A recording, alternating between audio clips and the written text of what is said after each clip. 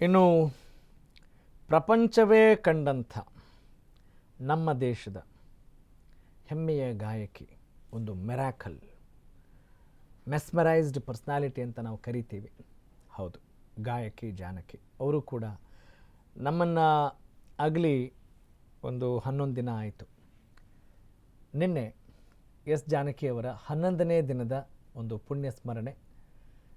ಕಣಿಯನ ಹುಂಡಿಯಲ್ಲಿ ಹಾಲು ತುಪ್ಪ ಬಿಡುವಂಥ ಕಾರ್ಯವನ್ನು ಜಾನಕಿ ಕುಟುಂಬಸ್ಥರು ನೆರವೇರಿಸಿದ್ದಾರೆ.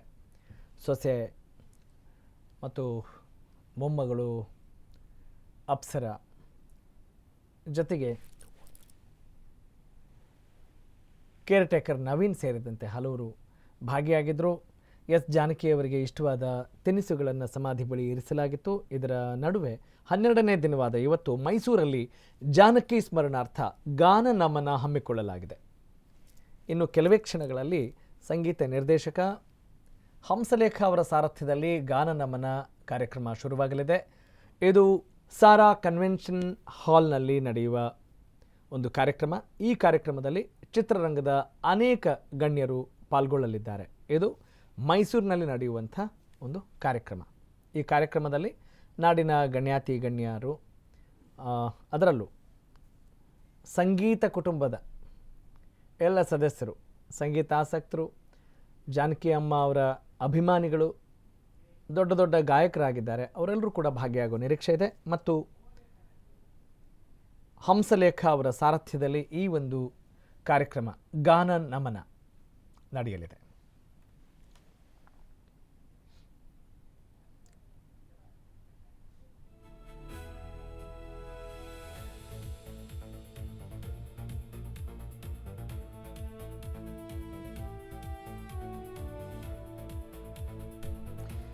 ನೋಡಿ, ಮತ್ತೊಂದು ವಿಶೇಷತೆಯನ್ನು ಹೇಳಲೇಬೇಕು. ದೇಶದ ಹಲವು ಭಾಷೆಗಳಲ್ಲಿ ಯಾವ್ಯಾವ ಭಾಷೆ ನೀವು ಕೇಳಿದ್ದೀರೋ ಆ ಎಲ್ಲ ಭಾಷೆಗಳಲ್ಲೂ ಕೂಡ ಜಾನಕಿ ಅಮ್ಮ ಅವರು ಹಾಡಿದ್ದಾರೆ. ಅದು ಸುಮ್ಮನೆ ಒಬ್ಬರು ಪ್ರತಿಭಾವಂತರು ಅಂತ ಅವ್ರು ಹೇಳೋಕ್ಕಾಗಲ್ಲ. ಅದಕ್ಕೆ ಬಿಯಾಂಡ್ ದ ಟ್ಯಾಲೆಂಟ್ 56,000ಕ್ಕೂ ಹೆಚ್ಚು ಗೀತೆಗಳನ್ನು ಹಾಡಿರೋದಿರ್ಬೋದು. ಕೇವಲ 3 ವರ್ಷದಲ್ಲೇ ಸಂಗೀತದ ಸಂಪೂರ್ಣ ಲಹರಿಯನ್ನು ಅರಿತಂಥ, ಮೈಗೂಡಿಸಿಕೊಂಡಂಥ ಒಂದು ಸಂಸ್ಕಾರವಂತೆ ಅದು ಎಸ್ ಜಾನಕಿ.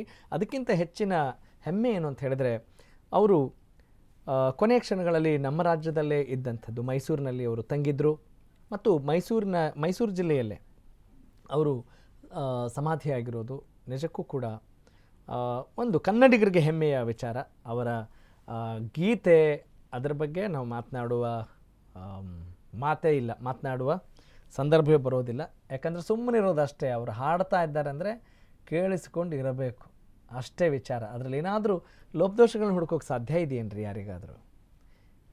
ಎಂಥ ದೊಡ್ಡ ದೊಡ್ಡ ಗಾಯಕರು, ದೊಡ್ಡ ದೊಡ್ಡ ಆರ್ಟಿಸ್ಟ್ಗಳು ಕೂಡ ಜಾನಕಿ ಅಮ್ಮ ಅವ್ರ ಸ್ಟುಡಿಯೋದಲ್ಲಿ ಬಂದು ಹಾಡ್ತಿದ್ದಾರೆ ಅಂತ ಹೇಳಿದರೆ ಅಷ್ಟೇ ಆ ಗೌರವ, ಪೂಜ್ಯ ಭಾವನೆ ಎಲ್ಲವೂ ಕೂಡ ಇಮ್ಮಡಿ ಆಗ್ತಾಯಿತ್ತು. ಇದು ಖಂಡಿತವಾಗ್ಲೂ ಉತ್ಪ್ರೇಕ್ಷೆಯಲ್ಲ, ಅತಿಶಯೋಕ್ತಿಯಲ್ಲ.